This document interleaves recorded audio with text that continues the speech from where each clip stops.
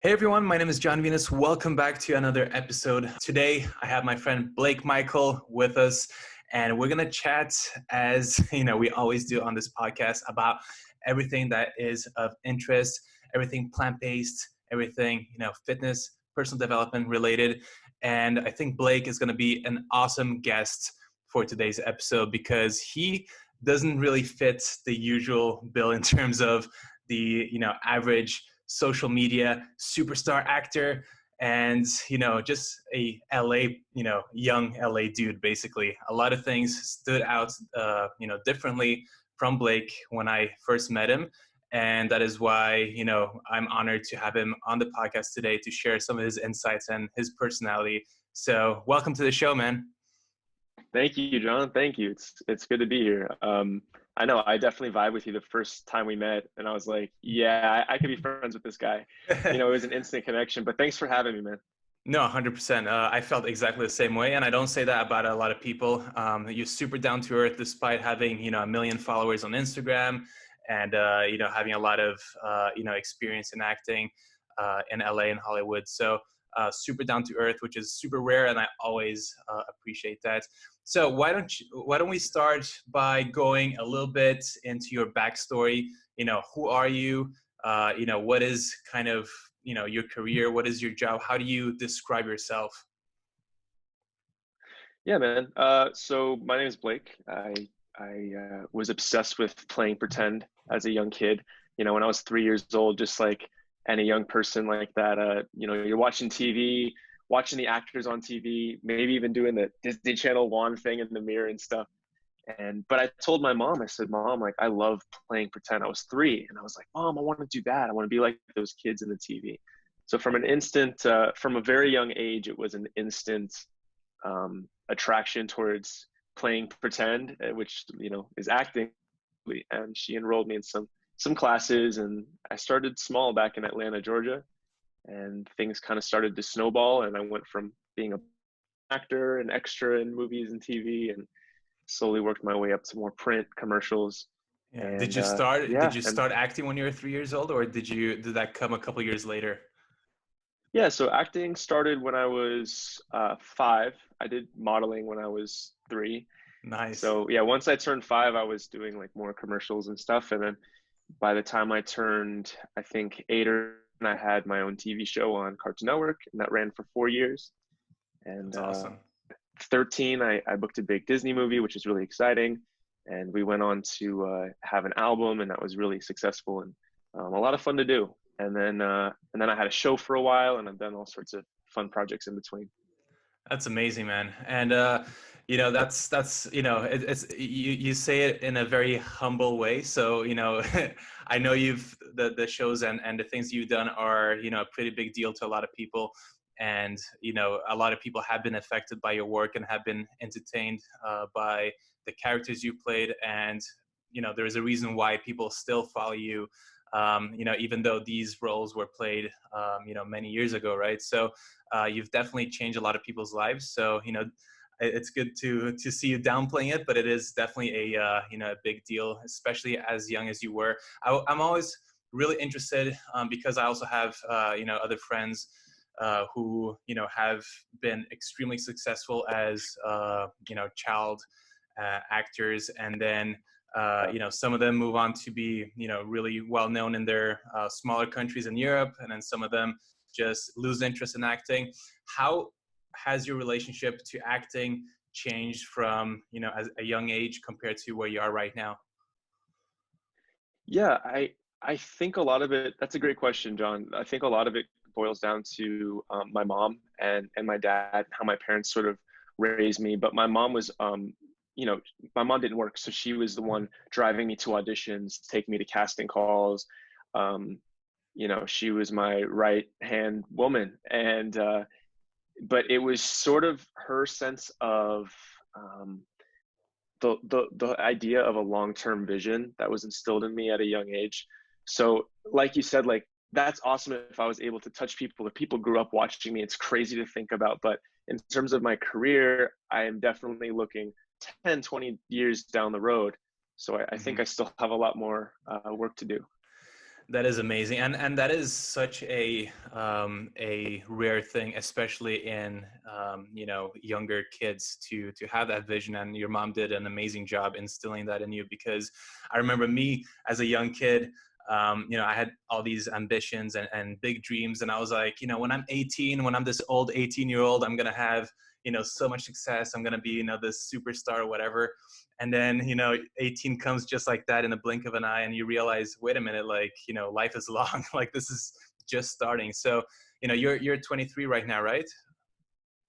Yeah, I'm 23 years old. But yeah, I think there's so much more life to live, and especially when 100%. you're young. I mean, like you said, 18 comes so fast, Yeah. and uh, yeah, when you're young, it's like you don't have that relative perspective to how much can be done in a year, and then also how small a year actually is as you get older. Yeah, But 100%. yeah, man, How do you look at your kind of like your own long-term vision currently right now? Because I'm guessing it looks a little bit different because you've developed as a person. As you grow older, you have different perspectives, different understandings of how the world actually works compared to what you thought it would sure. work, right? So how has that vision changed from when you were a kid to now, if it has changed at all? I don't know. I think I don't know if it's changed. I've definitely learned a whole lot though. Yeah. And I think it's changed in the way that I can appreciate the smaller things around me. I can appreciate the family I have around me, the friends, the resources, and of course now my plant-based lifestyle, Yeah. which I'm sure we'll get to. But yeah, definitely. I'm always trying to learn, always trying to grow. I picked up guitar during this crazy time in I the world saw right now. So that. yeah, this is my third day of learning guitar, so I'm really excited about that. Amazing. Well, maybe next time you'll play a song for us. That's I'll awesome. just be Yeah, solo, pure solo. exactly. All right, man. So, what kind of the coronavirus and this time has really kind of put everyone into a little bit of a different mindset, a little bit of different lifestyle. As you said, you pick up your guitar and you're learning new things. A lot of people are doing more research than ever before. They're watching more documentaries, learning about different things, such as a plant-based lifestyle, such as all kinds of political things. And it's definitely a really good opportunity for self-development and learning a lot of new stuff. So jumping right into it, I want to talk about how you found this plant-based lifestyle, which is kind of I guess the reason we connected in the first place. I think you just turned plant-based, or you're maybe in the beginning stages of experimenting with it when we met. And we chatted for a while. You asked me some of the questions that you had on your mind about fitness and how to optimize your diet for health and performance. And yeah, we stayed in touch, and you've been plant-based ever since. So how did you even get interested in this whole lifestyle in the first place? What was a catalyst for you? Yeah, well, to your first point, John, I think yeah, definitely now there's never been a more opportunistic time to invest in yourself. And I encourage people to pick up a book or watch an online course. There's so many great and free resources, even like yourself. Like last night, I just couldn't stop watching your videos. Even before we met, when I found out that I was going to get a lunch with you, I was obsessed with seeing your diets and all that sort of thing. Awesome. So as far as the plant-based journey goes, yeah, I had met you essentially 1 week or 2 weeks after my decision to do it. My journey started back when I was maybe 15.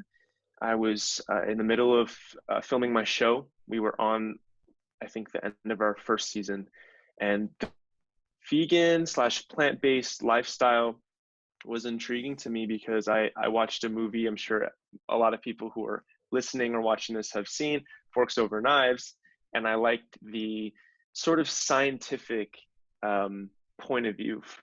When I was 8 years old, I was the one who turned my family onto organic food. I Yeah, I, that's I think that's I awesome, dude. read something in a newspaper. It's cool. I read something in a newspaper, and I was like, wow, there's like pesticides and chemicals that's being put in our food. And ever since then, we've been buying organic. Uh, so I've always had an interest um, in the science behind what we put in our bodies and that sort of thing. So fast forward to I'm 15, filming my show, and I watched the movie, and me and my family decided to give it a try. So we go vegan, right? Wow. And my mom, we all had a very hard time in the beginning. Mm-hmm. My mom and my dad dropped out maybe after 3 weeks of doing Right. it. It was just very difficult. And I continued on because I have my, you know, I'm so confident, and I want to stick with it. Yeah. Also partly to show off to my parents, but I kept with it for a year. But there were some problems, and I wish I had a resource like you to be able to ask questions, maybe join a program on your website or something like that, because I didn't have the knowledge or the education to have a diet that was nourishing enough. So what happened was I ended up losing weight. I wasn't taking in enough calories. Yeah. And on top of that, I was shooting a TV show, 12, 13 hours every day. And I would get a box of kale for lunch, and that's just not enough. That's definitely not sustainable for sure, for sure.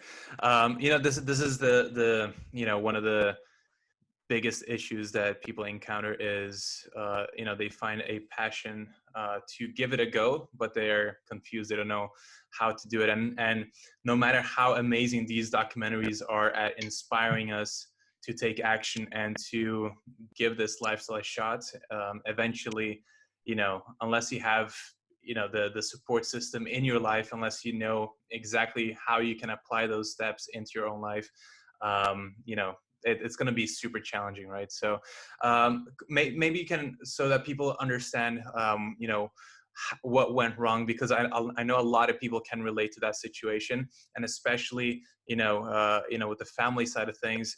How do you think things went wrong in that first attempt? Do you think it was because your diet beforehand was so vastly different from the plant-based diet, or was it more a lack of calories, or what was the thing that was the biggest issue that first time around? Yeah, so the first time around, which was a fail, um, just so that's clear for everybody, Yeah, uh, I just kale. think the big issue, it was kale. It was a kale.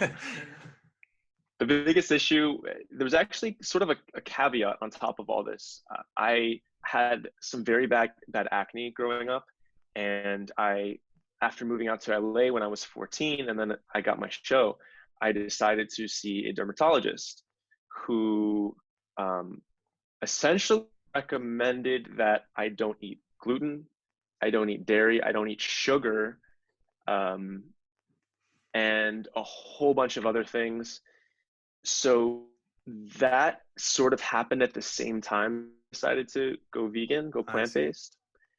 And I think that was very limiting Yeah. and an extreme contrast to what I had been doing before. I mean, I was eating healthy before. Hmm. I, wouldn't eat fast food, don't drink soda or a lot of candy, Hmm. but that was that was the factor that got into it that sort of messed up the whole attempt. 100%. Yeah, no, that makes perfect sense. And it's good to hear also that you grew up in a relatively healthy household. I grew up in a very healthy household as well. We had rice and beans and salad, and a piece of meat or something on the side, every Right. single day. We were never allowed any junk food in the house. We were never encouraged to eat any bad stuff. So it sounds like you had a kind of similar upbringing in terms of diet. And I think for people like us who are brought up on a healthier diet, it makes the transition a little bit easier in many ways, especially if you're focusing on whole plant foods, because I'm sure how the standard American diet is, and how the Western world is eating their foods. Just like I remember Absolutely. going to high school in Texas, and it'll be pizza and cookies and all the worst things ever, and that'll be like nonstop 5 times a day.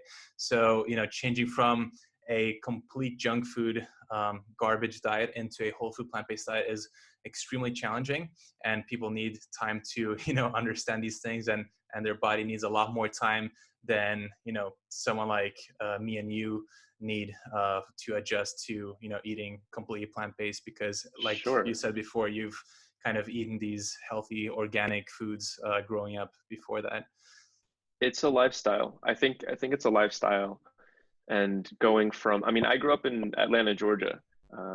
I Yeah. would visit Nashville all the time, which I believe, don't quote this, but I think it has the highest obesity rate for the entire country. So growing up and being around people who might not have had as healthy of a lifestyle as I did was sort of eye-opening, and in a way helped me because I I could see that I was eating in a different way. Hmm. And I think having that perspective was helpful, and 100%. helps me to this day because I can understand it. And what's crazy is a lot of people don't realize all the hidden sugars. They don't realize that their breakfast Yeah. cereal has 20 grams of sugar, and their Hmm. yogurt has another 15, and their bread has another 7. Yeah. Not that sugar is a bad thing, but you start adding it up and you're like, oh wow, maybe my breakfast that's zero cholesterol isn't so Yeah. healthy after all. Yeah, I mean, it's a complete disaster. And it's not only in America, it's around the world. Like, South America, same thing. Europe is, obesity rates are increasing all over the world, right? And the Yeah. education from a young age in terms of nutrition and health is completely missing, in schools. Kids are just being fed garbage by parents. Parents don't even have an understanding what is healthy, what is not healthy. So it's a complete mess. So as we're seeing in the world, chronic disease is at its peak. Obesity is at its peak. Diabetes, these things. So the time to change is now. So it's really cool to see that you've you found all this out so early on, and you've kind of now come full circle. So that brings me to the next question. What kind of made it easier the next time you tried, or whenever you actually decided to go 100% plant-based? I'm assuming that was like a couple of months before we met. What was the thing that made it easier this time around as opposed to last time? What did you do to make it sustainable? Yeah, resources. In one word, it's the resources, and it's people like you, John, who are able to educate and be a voice in the community. I think community is so important when changing your lifestyle, whether it's being more active or becoming a swimmer or taking on a sport, or even for your mental health, learning guitar. It's anything that can change or move you in a good way. I actually have written right here on my board, it says change happens at the end of your comfort zone. Love that. And I think it's important you have a community to back you and guide you, Hmm. because when you're out of your comfort zone, that's when things can kind of get rocky and you might give up too soon. Hmm. Um, so So what did you like, I see you're, as an actor, I know it's a very physical job. You're on your feet all the time. And on top of that, you need to stay in shape, right? You need to, do cardio, you need to be working out. So, what were the basic steps that you took to ensure that didn't feel too hungry this time around? Like, what are the biggest tips that you can give someone who's looking to, take that next step, just like you did? yeah, don't be afraid of carbs, I think was a big thing. Yes. I avoided carbs mainly because I could see my abs, right? Or I thought that would make my abs poke out rather, because not eating the carbs, and I lowered the body fat, but I was very skinny. And back on my first attempt that we just discussed, I was underweight. I was clinically underweight, and now I'm a lot stronger, and a lot healthier. Right. So yeah, did that answer your question? Yeah, no, I mean, 100%. I mean, like, in terms of what foods did you, make sure Ah, that you incorporate to, that could be a helpful thing, like, carbs in general, like fruits, I'm guessing, oatmeal, quinoa, and these yeah, things. definitely. Yeah. Yeah. Yeah, No, for sure. the carbs, planning out my meals helped a lot. finding things that I like to eat that I can just go to. Like I love bagels. Bagels Okay. with an avocado on top is like the bomb. Love It that. fills me up. Yeah. Yeah, just finding things that you really like, finding the snacks and the foods so that you don't have to prepare things or Hmm. go hunting for it. Just being able to make something quick that fills you up and is nourishing and Yeah. healthy. Yeah. Yeah. Did anything stand out about the transition this time around? Did any benefits or added benefits come that you weren't expecting, or even challenges? You know, did you have to run into challenges that you weren't expecting as well this time around? Like, what are some of those highlights so far? I mean, like you're Yeah. still early on in the journey and stuff, and but it's I'm really so cool to hear. early, and that's the thing I want to point out to whoever's listening is that I'm still experimenting. This is just what works for me. Yeah. I'm so brand new to this. I'm 8 months into it, and the benefits have been enormous. I have an immense increase in energy throughout the day. I don't get a midday crash. I'm just like steady, rock solid energy throughout the day. My workouts are great. The pumps are better. Uh, I think the number one thing is that I recover so much more quickly. If I go in the gym and I just have a burnout day, I might be sore the next day, but I'm ready to go up and at it after Yeah. maybe day 2 or 3. Yeah. It's No, amazing. that's So awesome. recovery's been the highlight for me as someone who goes to the gym at least 4 or 5 times a week, and I do Mhm. yoga every day, so I'm very active. Yeah, now that was my main benefit as well. When I switched over, I remember I was kind of plateauing in my strength, and you know, I would always be, you know, very sore after my workouts, and it would take me a little bit more time to recover. But when I switched to a plant-based diet, immediately I was able to, you know, recover faster, which meant I could push more weights, increase my training volume, and then, you know, get stronger even quicker. I have a question. Yeah. Do you have like a pre-workout snack, something you eat like Hmm. either right before the gym or at the gym? Or do you Yeah. even recommend doing that? Yeah. I mean, it's all down to personal preference, right? So some people are used to eating something before going to the gym. If you are, you know, someone who enjoys doing that, you can keep doing it. For me, I'm completely random. I don't have a schedule in terms of or a protocol for that. If I feel hungry, I'll have, you know, maybe an orange or, you know, a banana, some dates, you know, something like that. But if I'm not really feeling it, a lot of times I'll work out fasted in the morning. But it's completely different from person to person. Some people, you know, just burn energy a lot quicker than other people, and they need fuel beforehand, right? So for me, my body's extremely efficient at holding on to those resources and those, you know, whatever, you know, kind of glycogen is stored up. So I don't really need it myself, but I do not a lot of people who, you know, need to, you know, get a lot of carbs in right before their workouts, especially if you're doing cardio, cycling, running, and these things, for sure. I love cycling, man. I've been Yeah. doing a little slab of peanut butter on a couple dates. Nice. Some extra like boost. I really like that. Yeah, no, for sure. You know, it's all down to personal preference. Like a lot of, you know, you'll learn as you go along that you know, everything, there is no one size fits all. There is no one approach that works for everyone. And that is what I tell, you know, all my clients. That is what I try to tell everyone that is watching my videos. There isn't a protocol that is going to work for everybody. Some people, you know, need more fats into their diet. Some people need more carbs, or some people can't do, you know, too well with a lot of or beyond a certain amount of fiber, for example, right? So there's so many different variables and so many different things that affect your performance that it's really, you know, scary to give out general recommendations without, you know, that disclaimer. But it's also really important to experiments like you're doing yourself. You know, I'm seeing you, you know, cooking up different things and making different foods constantly. I saw you posted a picture on Instagram with tempeh, which is like, you know, the holy grail for me. Is like my Holy favorite Grail. my Oh, favorite yeah. food ever. So healthy. And again, one of those kind of like misconceptions, right, is that soy and different plant foods are extremely bad for men and you know, increase estrogen, decreases testosterone. And actually I have Totally. a question relating to that.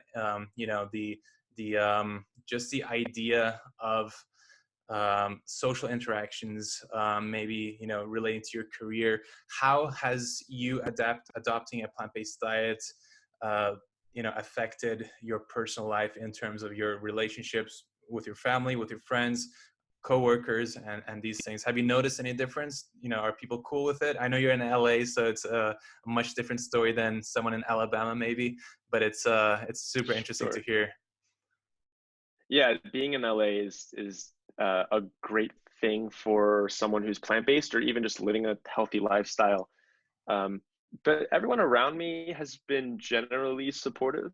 Both my parents are meat eaters. My dad is actually keto, Yeah, so he eats the quite nothing but opposite. meat and cheese. Yeah, Very, very opposite. So it's it's a little strange to have so much meat in our fridge, yeah, but everyone's been supportive. My girlfriend is vegetarian, crossing over into vegan, which makes things easy. for sure. Um, Everyone's supportive though, and I think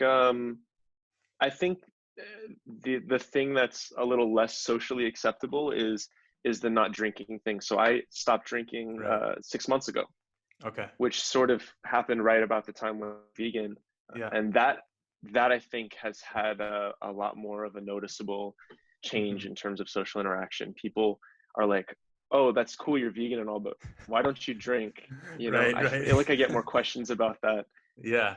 But in terms of the vegan thing, I think the world and especially the country is sort of catching onto it now more than ever, especially with movies, Game Changers coming out, right, with our friend Nimai in it. Yeah. And I think that the education and the resources like yourself, you guys are going to keep growing and expanding and Hmm. teaching. And that will allow people to realize and think. It'll make them think about what they're putting in their bodies. No, 100%. And it's really interesting to hear, you know, what you're saying about the social acceptance of eating a plant-based diet versus, you know, drinking, right? So, you know, in many places that I know, it will be the opposite, right? Like it will be way stranger, you know, to go vegan than to drink alcohol, right? But alcohol is also one of those very emotional attachment that people have. Like it's, you know, it's something that, you know, if you're not doing it, you're, you know, you're judged instantly. And I've been there myself as well. You know, not that I, you know, I probably drink maybe once a year max. Sometimes, you know, I go years without drinking or whatever, but only on very special occasions when I think it's, you know, super worth it. But it's super interesting. Would you say that, um, you know, taking those two steps at the same time was like a conscious decision, or did it just happen automatically because you're feeling so good about the diet that you decided to, you know, just go even further and drop the alcohol? Or was it a conscious decision to, you know, do everything as well as you can straight away and go, you know, quit alcohol, you know, cold turkey, or, you know, just stop drinking and then adopt this healthy lifestyle at the same time? I think it was sort of a snowball effect. I think Okay. I went vegan and I was doing it and I was feeling amazing. And Hmm. I realized like, oh yeah, I can do this. And I didn't have a problem with drinking. Hmm. Um, but it was something that it came to my attention. My really great friend, Autumn Kurtz, and she's a great resource for this, um, educated me a lot about the downsides of alcohol and how it's literally just poison. Yeah. And it's like, why do we go out and spend $15 per shot so that we won't remember our night and then wake Yeah. up with a splitting headache? Yeah. So, but the combo of the two, I know it probably seems extreme for many people, but I find that Hmm. it just helps me even more, and it helps me with auditions and my work and being really clear-headed for preparing for roles and that sort of thing. 100%. That makes perfect sense. And, you know, were you always, because, you know, doing those two things, you know, going plant-based, not partaking in drinking alcohol, these are things that require, you know, it requires, you know, strength, confidence. It requires you to, you know, stick to your guns, so to speak. So have you always been that way? Have you always, you know, had, you know, self-belief and not been afraid of judgment and criticism from other people? Or was that something that you developed over the years? I think that's a good question. I think it has to do with being in the industry for so long. You know, rejection is a huge, huge part of it. Right. Um, I don't know if people realize as an actor, when you're going into, I mean, this pilot season, I was doing up to 4 or 5 lead role big auditions like every week, which is a lot because you get really excited. You're like, It's a lot. wow, you start wondering the what ifs. Wow, what if I could book this? Oh, Yeah. I got a call back. I'm getting closer. Oh my God, if I book this, then this will happen and I'll move to New York. And I think the rejection part of the industry that I'm in has Mhm. definitely prepared me for that. I'm also an extremely self-confident person, Yeah. which can much, you know, to a fault at sometimes.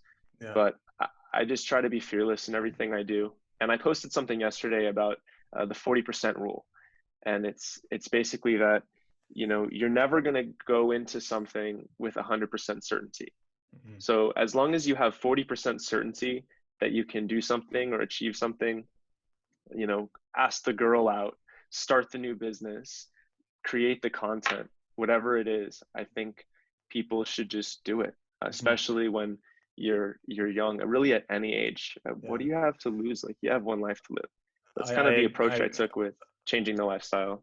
100%. Yeah, I was just gonna ask if you applied that rule to anything, and it does sound like, you know, just the whole plant-based lifestyle in general was a big example of that, right? Because you didn't have all the answers. So many people, you know, they want to, you know, read all the books. They want to know every single detail and have everything ready in their minds to before they pull the trigger and make the change. Whether that's, you know, starting a new business like you're saying, or, you know, stepping into the gym for the first time. So I really like that rule, and I read that caption yesterday and it was really cool.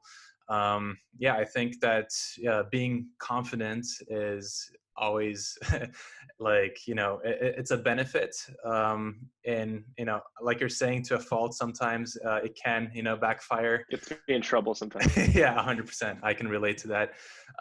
But it is kind of, you know, an essential skill to develop in life. And I know a lot of people who are, you know, looking up to you, who perhaps look up to me. A lot of people, you know, think that I you look up have. to you. Thanks, man. I look up to you too. I But a lot of do. I people really think do. that. Thanks, man.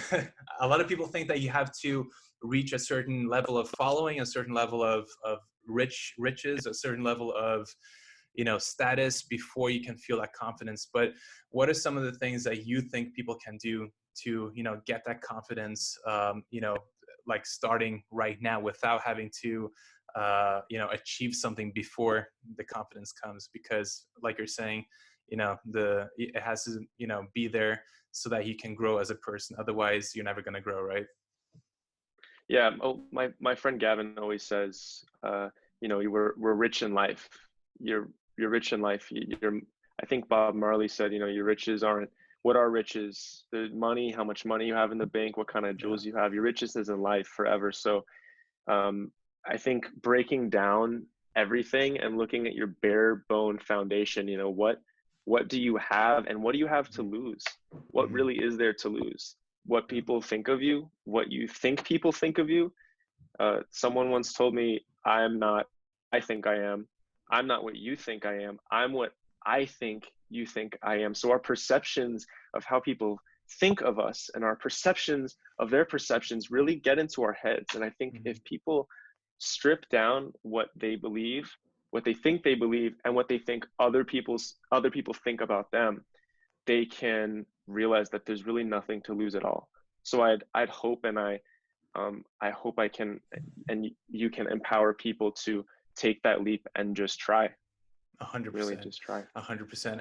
And I think what you said about you know, rejection is so important, because a lot of people have that as a major major fear in life, right? Like they're extremely scared of being rejected, and because of that they don't even try, right? So you know, I'm sure that your relationship with rejection, you know, just got better and better the more you did acting.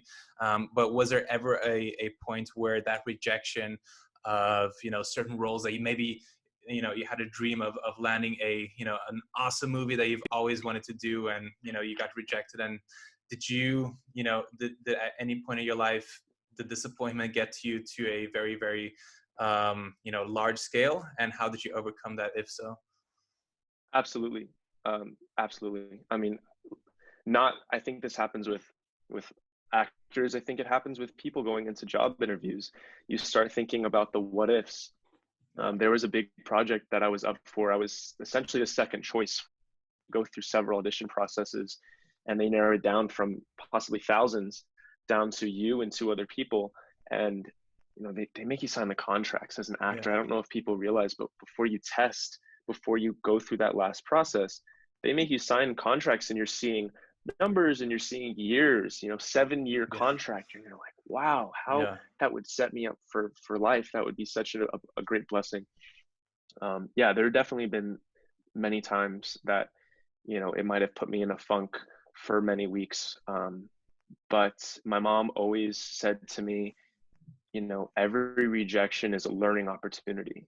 I think if people realize that it's a learning opportunity and that it can empower them to go into the next audition or interview with that new knowledge of, hey, you know what, I can do this better next time, or I can be this way, then you're constantly building on your repertoire of skills. And the rejection is such a huge part of it. And I think that's why many people, even my peers growing up, sort of give up on the industry, especially, is because of that rejection. 100%. But to answer your question, there have been many times that I feel down, especially when getting so close to a role. It sucks.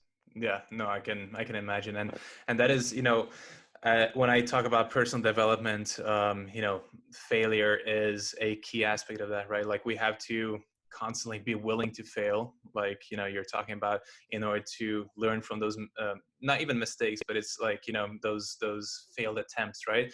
And it's not even necessarily that you yourself weren't good enough for whatever else you were trying to do, right? Like, a lot of times it's a subjective call by someone who is, completely not seeing the whole picture, or, you're not always in control of the situation. So it's really important to, get your head around that and understand that failure is just a step closer to, success, and everything is success. Like, there is no real failure unless, you're dead, or, you end up in a very, very bad situation.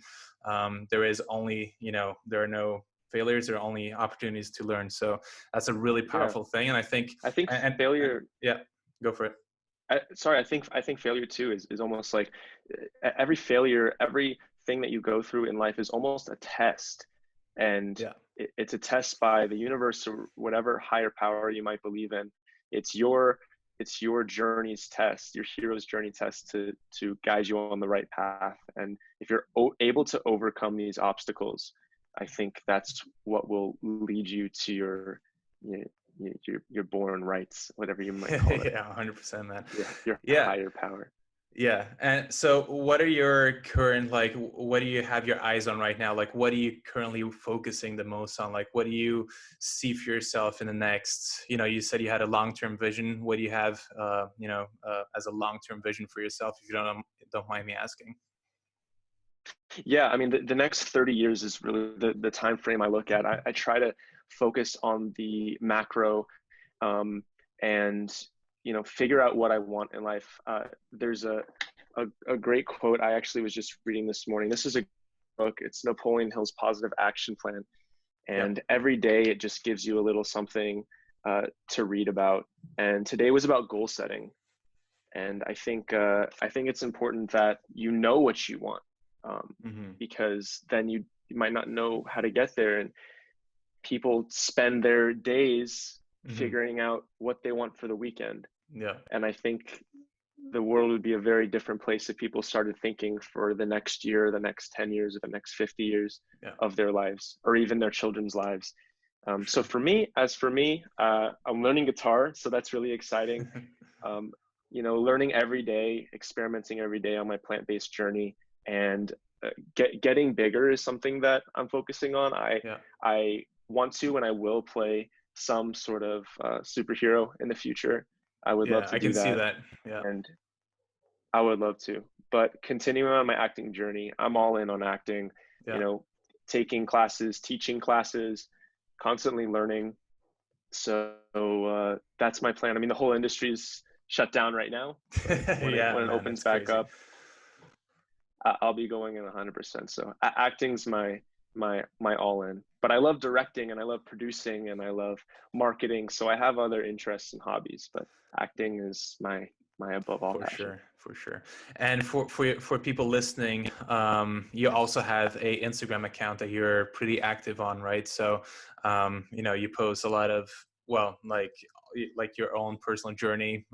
It looks like a lot of modeling pictures. Like, you know, you're basically a model as well. It seems like from, you know, you could do both. It seems like acting and modeling from Instagram. Have you started going into TikTok at all yet? Everyone's talking about Yeah, TikTok. so I did start a TikTok and I got over 700,000 followers in 2 months or something. Wow, Are you on that's TikTok? crazy. I uploaded 2 videos and I got like 10 views. I was like, I think I'll stick to my YouTube channel. Oh I'm not on man, every TikTok. day, man. Put out something every day. Yeah, Gary Vee says put out five pieces of content a day. But yeah, that man yeah, is crazy though. I'm all about the TikTok. I think just like we're seeing, you know, Insta brands Yeah, evolve coming out, like Gymshark, for example. I think there's going to be a whole wave of TikTok related brands. And right yeah. now, as an influencer, as a person with interests, Hmm. TikTok is the best platform to be on because the amount of attention you can get Yeah, just from getting on the For You page or whatever, the algorithms favor new creators, and I'm 100%. really excited for people to get on it. And I'm Yeah. seeing more and more people get on it too. I just put out something today. I surprised this girl and her sorority, and I surprised them on their Zoom call, Nice. and she made a video about it on TikTok, and it's like going viral right now. So that's really That's exciting. amazing.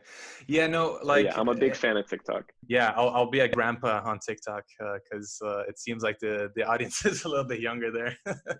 No way. Check out Japanese grandpa. Oh People on yeah, TikTok will know what I'm that's talking about. awesome. There's literal grandpas on TikTok, so don't you worry. That's amazing. Yeah, man. So for people listening, where can they find you? Where can they connect with you the most? Are you most active on Instagram? Is it TikTok? Is it Twitter? I don't know if anyone uses Twitter anymore, but where are you Yeah, active? all of them, man. All of the above. You know, I started my Twitter account in 2009, so I'm a huge advocate for Awesome. social media and communicating and sharing ideas. So people can look me up, Blake Michael, and I'm on Twitter, Facebook, Instagram, Yeah. TikTok, all of the things. Amazing, man. Well, it's been a pleasure talking to you, and I'm sure we'll have more conversations as time goes along. Big fan of your work, and I can't wait to see what the future brings for you, man. And with that attitude, I know that big things are waiting. So keep it up. Keep the, you know, the ambition, the, you know, willingness to fail, the humility. Keep all that up because, you know, you're on the right path, my man. So thank you so much for joining us today. Dude, John, thank you so much.